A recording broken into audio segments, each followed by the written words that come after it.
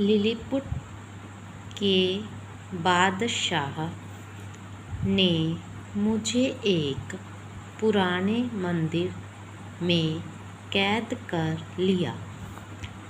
शायद वहाँ जहीं एक ऐसा आधा थकवा की मात्रा न स्थान था जिसमें झुककर अंदर प्रवेश किया जा सकता था। मैं उनकी छोटी सी दुनिया देखकर हैरान था। एक दिन कुछ शरारती लोगों ने मुझ पर तीर चलाने शुरू कर दिए। एक तीर मेरी बाईं आंख पर लगा। यह देखकर वहाँ उपस्थित सिपाहियों ने उन लोगों को पकड़ लिया और मुझे सौंप दिया। 5 को तो मैंने अपने कोट की जेब में रख लिया और एक को उंगलियों में पकड़कर मुंह की ओर ले जाने लगा।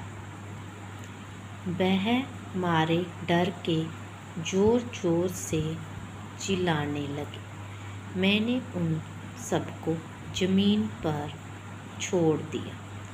मुझसे छुटकारा पाते ही वे सब गिरते पड़ते वहाँ से भागे। इस घटना का उन लोगों पर आधा छ को आ की मात्रा अच्छा प्रभाव पड़ा। बादशाह ने जब इसके विषय में सुना तो उसने भी मेरी प के पैर में र, श के ऊपर बिंदी सा प्रशंसा की। राज दरबार के कुछ लोग मेरे भोजन पानी के खर्च को देखकर सोचने लगे कि इस प्रकार तो देश में अकाल पड़ जाएगा।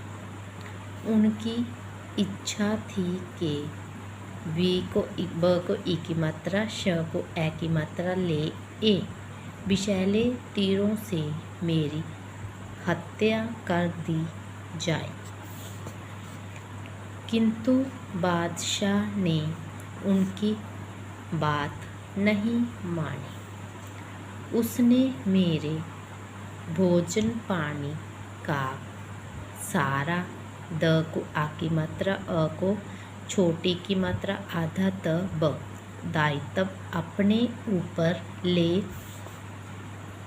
लिया।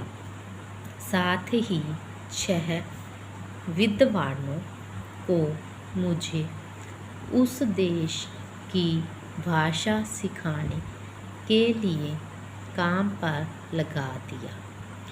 मैंने जल्दी ही वहाँ की भाषा सीख ली। वे लोग मेरे ब आधा अ ब हार व्यवहार और स्वभाव से बहुत खुश थे। अब वे निडर होकर मेरे पास आते। कभी वे सिर पर उछलते कूदते और कभी नाचने लगते। बच्चे तो मेरे बालों में आँख में चोली खेलते। इस तरह मैं उन सब के लिए खिलौना बन गया था। एक दिन मैंने बादशाह से प के पैर में र, आ की मात्रा, थ के ऊपर र, न को आ की मात्रा प्रार्थना की कि वे मुझे आज़ाद कर दे।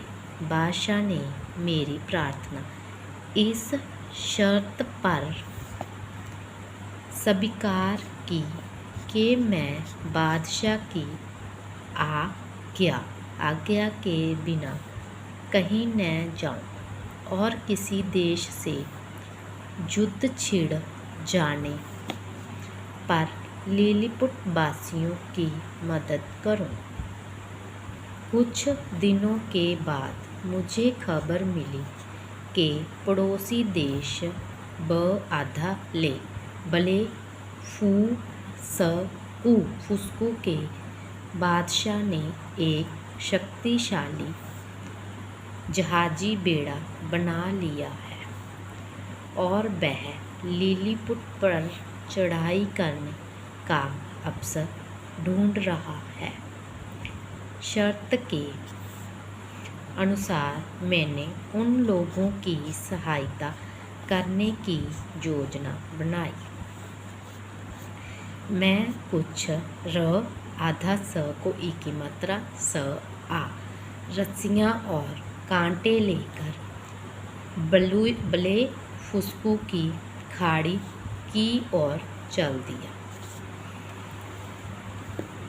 यह खाड़ी मेरे लिए खास गहरी नहीं थी, परंतु उन लोगों के लिए यह किसी महासागर से कम न थी। मैं खाड़ी में घुसा तथा वहाँ खड़े जहाज़ों को कांटों में फंसा लिया। फिर उन्हें खींचता खींचता लिलीपुट की ओर चल दिया। उस देश के सैनिक मेरे ऊपर तीर बरसाने लगे, किंतु चश्मे और चमड़े के कोट के कारण उनके तीरों का मुझ पर कोई असर न पड़ा। ब्ले फुस्कू के जहाज़ों को जब लिलीपुट की खाड़ी में लाया गया तो वहाँ के बादशाह और लोगों ने उछल उछल कर मेरा स्वागत किया। बादशाह ने मुझे देश की सबसे बड़ी उपाधि से सम्मानित किया। एक दिन मैं खाड़ी के किनारे किनारे घूम रहा था।